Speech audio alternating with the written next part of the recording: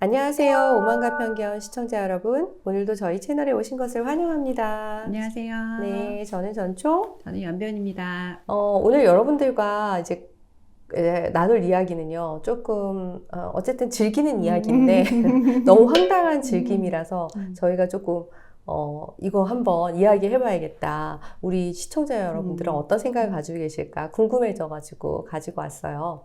이게 어떤 이제 인터넷 커뮤니티에 올라온 글이에요. 한 엄마가 그 커뮤니티에 있는 이웃들에게 이제 질문을 한 겁니다. 자기 가정의 사례를 든 거죠. 자기 아들의 사례.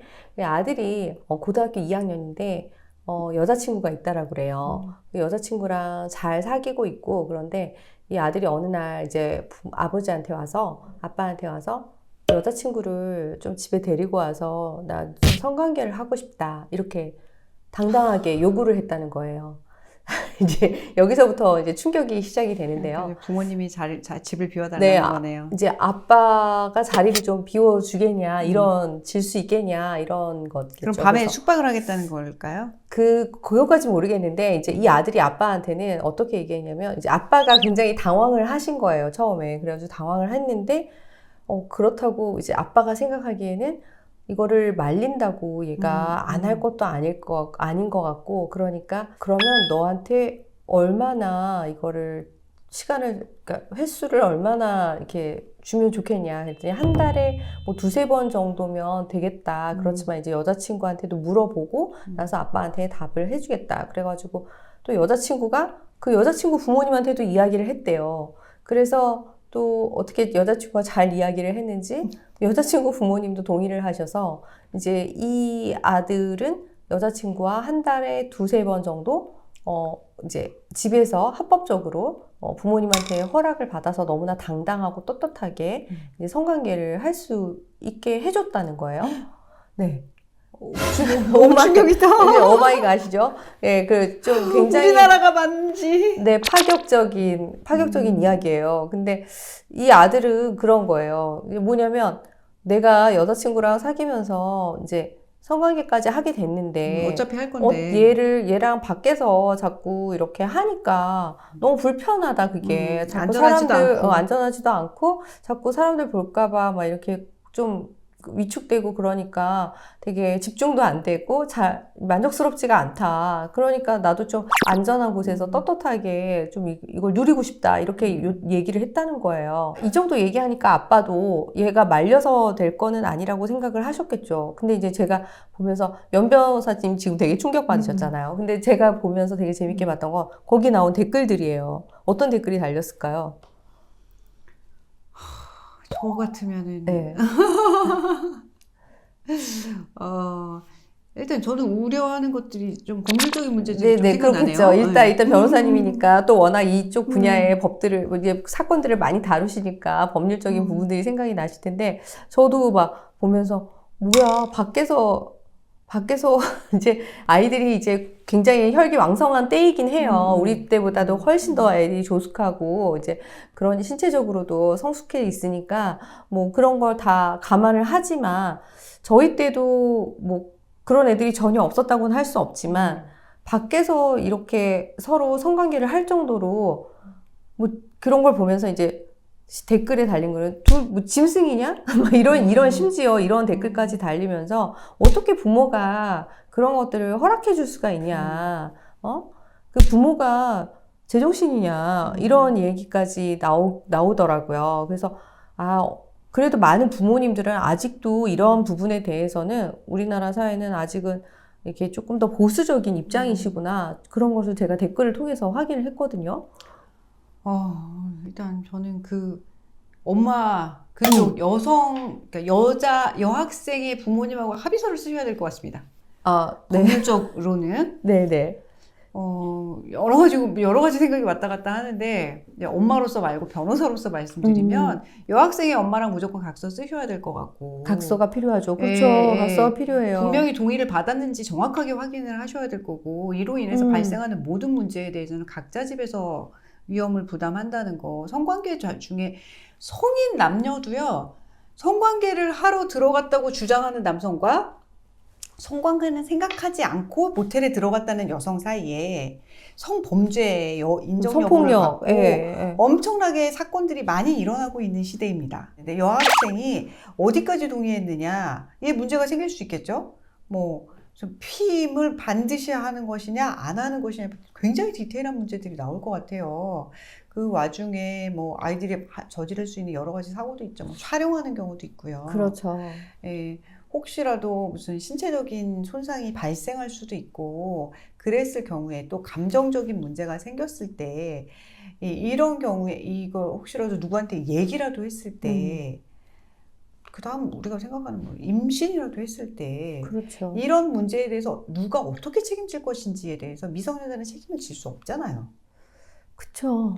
책임을 지는 게 한계가 예. 있죠. 예, 그리고 미성년자의 연령에 따라서 미성년자가 출산한 자녀에 대해서는 부모의 양육 책임이 있다고 제가 지난번 예전에 방송에서도 네, 말씀드렸는데, 네. 집 장소를 제공했다. 그러면 자, 이건 성관계 예, 방조죄. 성범죄가 집에서 일어났다 그러면 장소 제공은 방조가 되겠죠. 성범죄 방조죄가 되는 거예요. 부모가. 네, 그 방조는 물론 처벌 규정이 있을 때 처벌을 하긴 하지만, 저는 너무 여러 가지 생각이 왔다 갔다 하네요. 일단 얼마든지 이렇게 가능성이 있는 것 같아요. 왜냐하면 예전에 제가 이제 그 접한 사건이 있는데, 그 사건에서도 주인공이 대학생 남학생이었고요. 이제 대학생들끼리 이제 사귀는 사이였어요. 그래서 사귀어서 둘이 성관계를 하는 그런 관계였는데, 사귀다가 헤어진 거예요.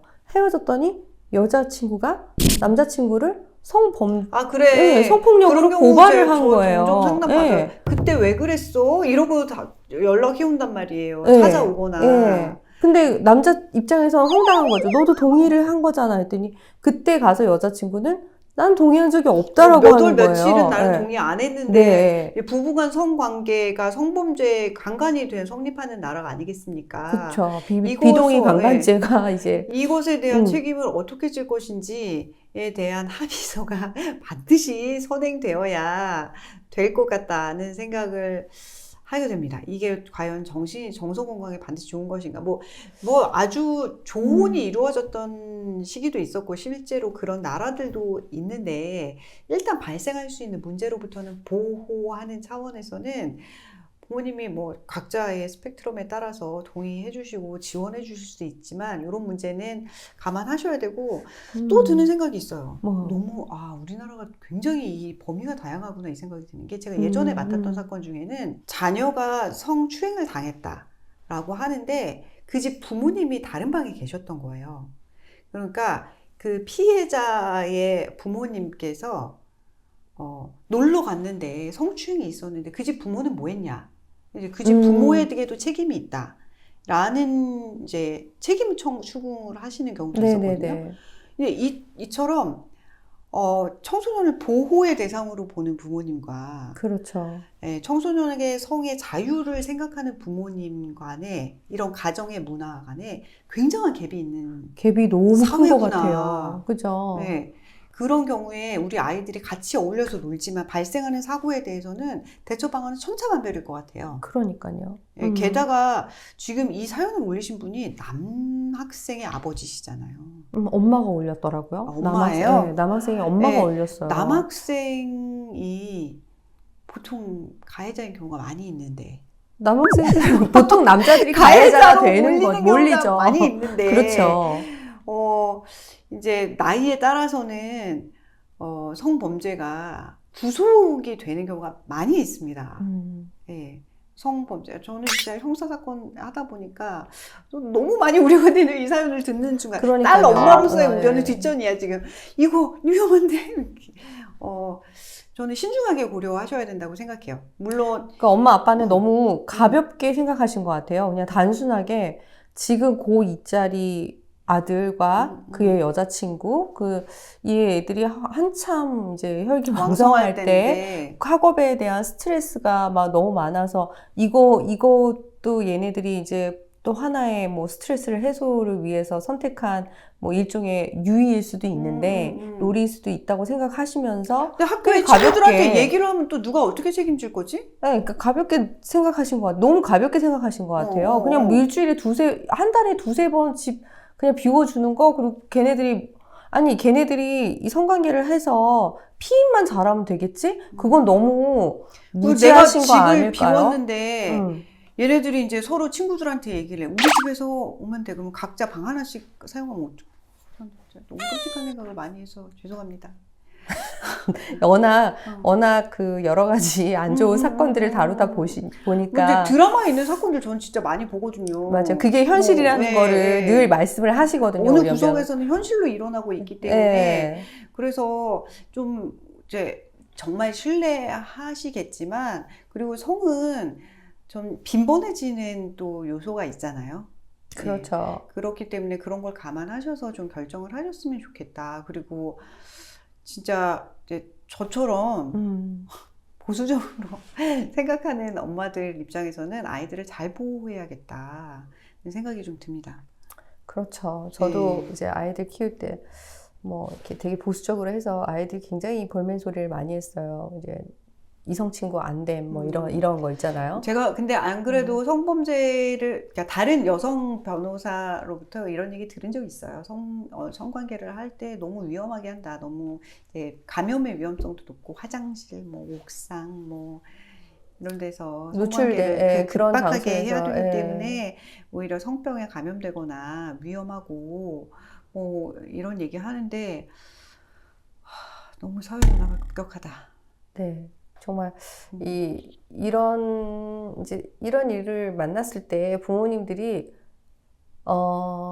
정말 이렇게 조금 더 멀리 내다보시고 아이를 좀 더 보호하는 관점에서 더 신중하게 이렇게 아이들을 조언을 하시고 이제 양육을 하시고 케어를 하셔야 될 것 같아요. 동의가 있었어도 여학생이 적극적으로 나는 원하지 않았다고 하면 학폭도 인정되고 그럼요. 성범죄도 인정되는 그럼요.